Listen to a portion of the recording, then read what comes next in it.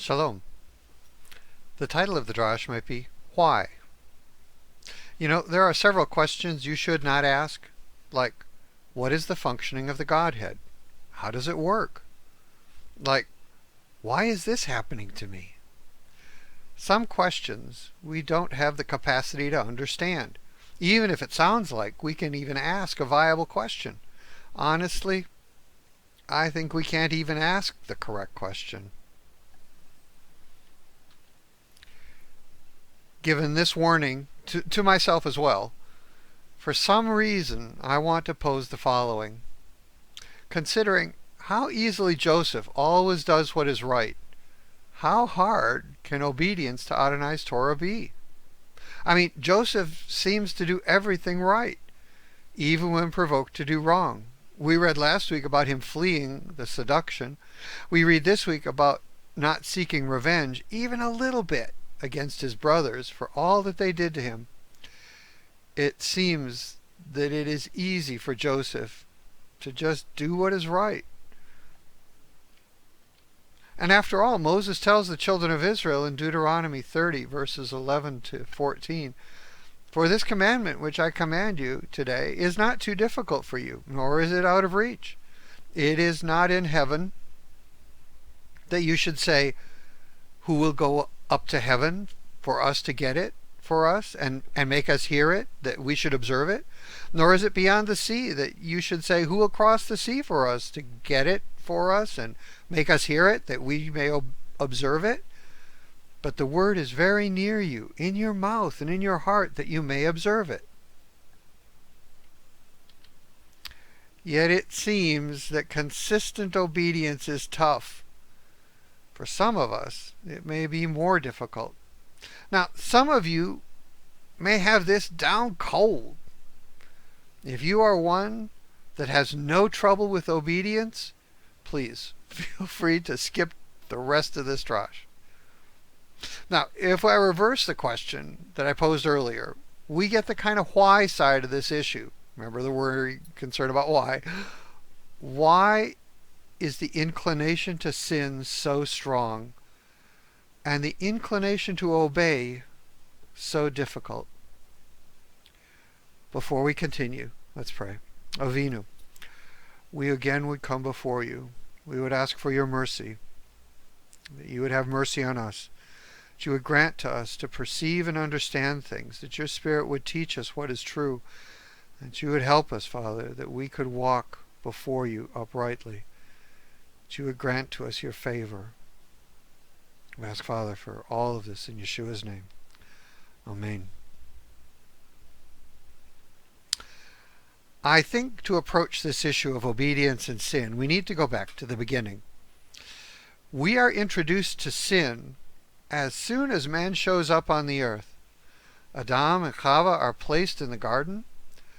The serpent comes to the woman, and after deceiving her, it records in Genesis 3:6, "When the woman saw that the tree was good for food, and that it was a delight to the eyes, and that the tree was desirable to make one wise, she took from its fruit and ate. And she gave also to her husband with her, and he ate." Chava and then Adam succumb to their desires, and then violate the only command that they are given. In no time flat, we humans desire and lust and sin against Adonai. And it was so easy. We just fell into it, as if that was our normal condition. And if it wasn't before this, it sure seems to be our way now. We're given a second big picture view into the way of sin in the interactions of the next generation of us humans. Cain and his brother Havel have offered sacrifices to Adonai. Cain's offering was not acceptable. I'll let you decide why, a different discussion. But it isn't, and he gets angry. Adonai, ever the one to reach out and draw the wayward back, speaks to Cain in Genesis 4:6 and 7. "Then the Lord said to Cain, Why are you angry? And why has your countenance fallen? If you do well, will not your countenance be lifted up? And this is important. And if you do not do well, sin is crouching at the door, and its desire is for you, but you must master it. Sin, chata, is now personified, and it is made to appear as a predator coming against us. Consider in this little passage, in this verse that I just highlighted, how sin is described. It is crouching at the door. The picture is of a menacing threat, just laying there, waiting for an opportunity to attack, like a lion. There is this picture we have in Yaakov's blessing of his sons in Genesis 49:9. Judah is a lion's whelp. From the prey, my son, you have gone up. He couches. He lies down. That's that crouching. He crouches as a lion, and as a lion, who dares rouse him? Sin is as that lion, lying down, crouching, waiting at the door. And the location of the threat is curious. Messiah, speaking to the lukewarm Laodicean congregation, says that he is outside waiting to get in, different than the lion. In Revelation 3:20, behold, I stand at the door and knock. If anyone hears my voice and opens the door, I will come into him and will dine with him, and he with me. The threat that sin is also waiting outside, waiting to get in. The next phrase, its desire is for you. That word desire is teshukha. It's a longing. It comes from the root word shuk, which is actually not used, so they're kind of filling us in. And Gesenius provides us with that little section that you can read up in the upper right-hand corner of the slide. But it has the idea, this shuk, of running after, of desiring, to long for, but it's active. It's to run, it's to pursue. This desire feels like the vigorous pursuit of the object it wants. Not simply a passive interest. Instead, it is a running after, like the lion there is pursuing. This is how sin pursues a person, running after us, chasing us down. And just to note, this desire is also recorded in Adonai's curse on Chava in Genesis 3:16. To the woman he said, I will greatly multiply your pain in childbirth. In pain you will bring forth children, yet your desire, that same word there, desire, will be for your husband, and he will rule over you. So that's the desire. It is a pursuing, it's an active, it's a running after. The next phrase, you must master it. Now, to master is to rule over. The word is mashal, and it's to rule or have dominion or to reign. It has the core idea of conforming something to itself. Consider, a ruler passes judgment on that which does not conform to his idea of right. So if you deviate in your conduct, if you go outside what he says is right, he's going to pass judgment on you. And thus this judgment conforms all that is under his dominion to his rule. His rule is what he thinks is right, and he, by his judgment, the king, by judgment, the master, conforms everything to his understanding, to his idea of what is right. Therefore, we are to pass judgment on sin and thus rule over it. We are not to let sin conform us to its desires. We are to pass judgment on sin and thus rule over it. That mastery is the idea of ruling, it's the idea of passing judgment, and we are not to let sin rule over or conform us to its ideas and its desires. Paul picks up this idea of conforming rule in Romans 12:2. And do not be conformed to this world, That is, don't let the world determine what's right and judge you and set a bound for you and rule over you. But, he says, be transformed by the renewing of your mind, so that you may prove what the will of God is, that which is good and acceptable and perfect. We are not to be conformed by sin, ruled and shaped by its desires. Rather, we are to be ruled over and conformed to Messiah. Again in Romans in 8:29, for those whom he foreknew, he also predestined to be conformed to the image of his Son, so that he would be the firstborn among many brethren. We're not to be conformed to the picture and model that sin has. We are to be conformed to the rule of Messiah, guided by his desires and what he determines is right. Okay? So then, why? Back to this why question. Why is sin so strong? Why is it so hard? For some of us. For others, if this is not a problem for you, then, continue on. Go head on to the end of the drash. Just skip it. But if it is, maybe it has something to do with our environment. Okay? We're created to live in this world, to live in the physical world that we inhabit. Now, that's not all we're to do, right? There is more to our life than just living in this physical world, but it is a big part of our life. And unfortunately, this world is against us. In 1 John 2:16, for all that is in the world, the lust of the flesh, the lust of the eyes, and the boastful pride of life is not from the Father, but from the world. And all of these things that are in the world are opposed to us. They incite within us our desires, our lust, which leads to sin. James records this in chapter 1, verses 14 and 15. But each one is tempted when he is carried away and enticed by his own lust. Then when lust has conceived, it gives birth to sin. And when sin is accomplished, it brings forth death. One reason that sin is so strong is because we are part of this world. And this world is actively, strongly against us and against Adonai. Now, another reason for the apparent strength of sin is that we have been given certain weaknesses. We have talked about this in the past, but these weaknesses are places in our life where it is difficult for us to obey, or where it is easy for us to sin. God has given us weaknesses, and we'll come back to this in a little bit.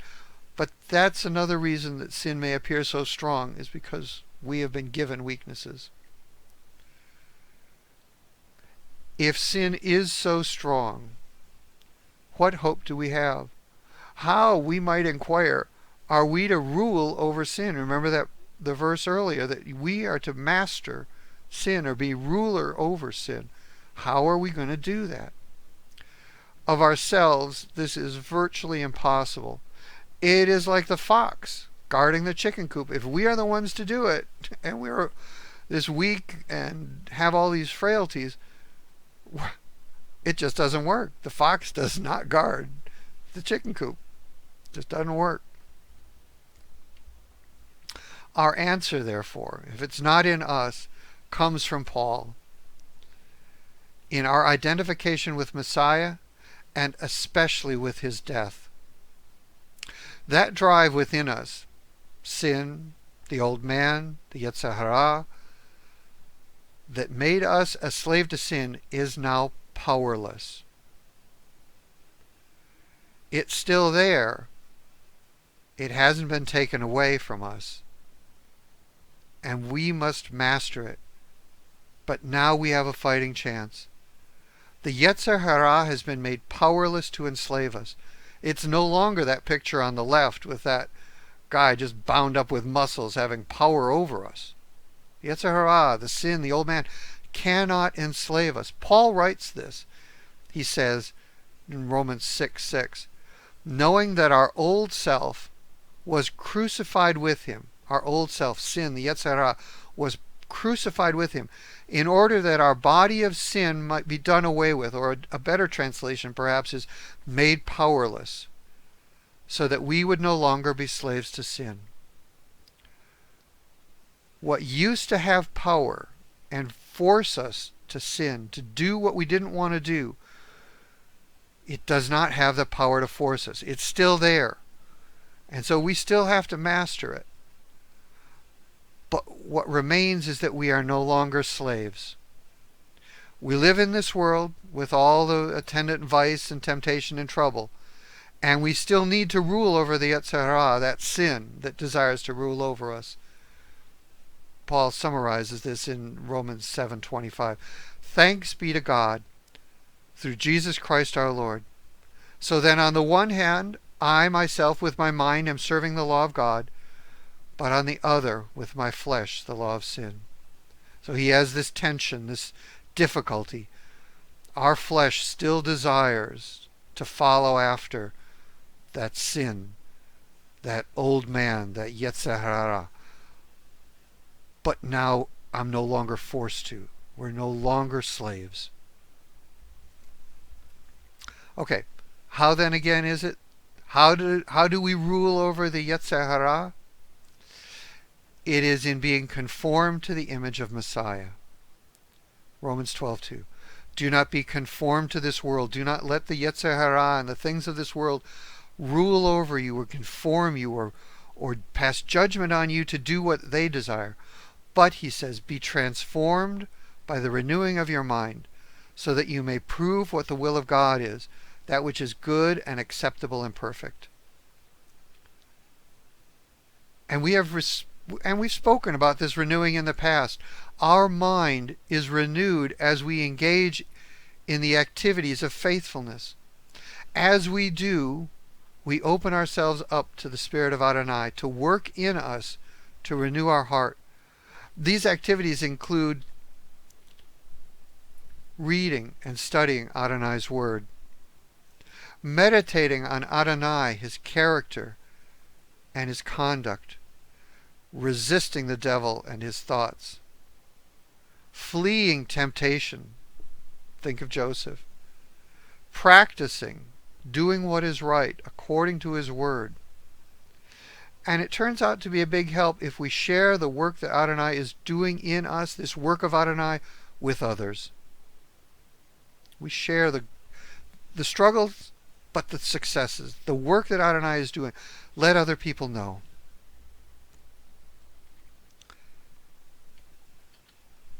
One final thought. What value is there in leaving us with the Yetzer Hara to battle and rule over? Once we enter into the covenant with Adonai, wouldn't it be easier if he just removed that trouble from us and we, like Joseph, could always do what is right? I mean, what value is there to Adonai or to us to keep struggling in this battle of obedience and sin? Remember, this battle mostly occurs in the areas of our life, not where we are strong, but the battle occurs in the areas of our weaknesses. Those areas where we are easily tempted, especially when we are worn down and exhausted. Those areas where the false promise of comfort and rest tempt us. Those areas of weakness are where the battle occurs. The answer to this question, what value is the struggle, is that in fighting those battles, first in our mind, our soul, and then in our flesh, that we demonstrate our love for God. If the battle was easy, it doesn't show much love. But if we fight with all our heart, soul, mind, and strength in the battles of our weakness, then we show great love for God. This has great and eternal value, since if you'll remember, there are three things that will remain when this world ends: faith, hope, and love.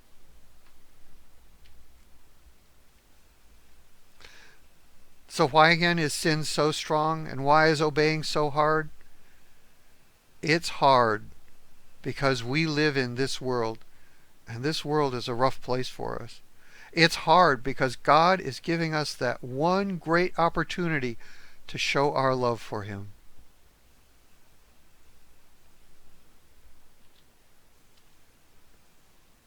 So you have been set free. You are no longer a slave to sin.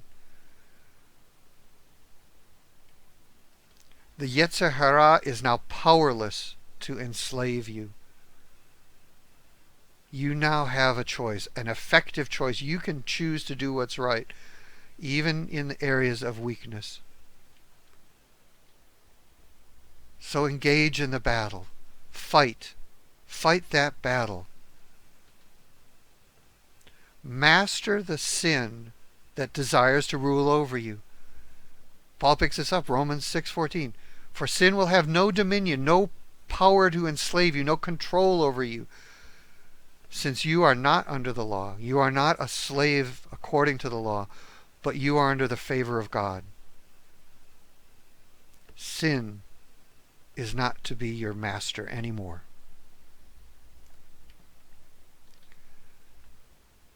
So show your love, the love that you have for God, to Him.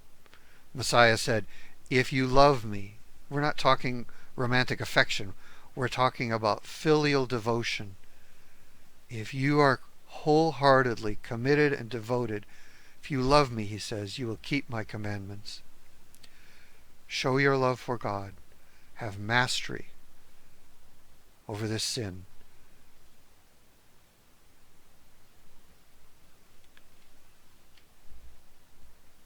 Shabbat Shalom.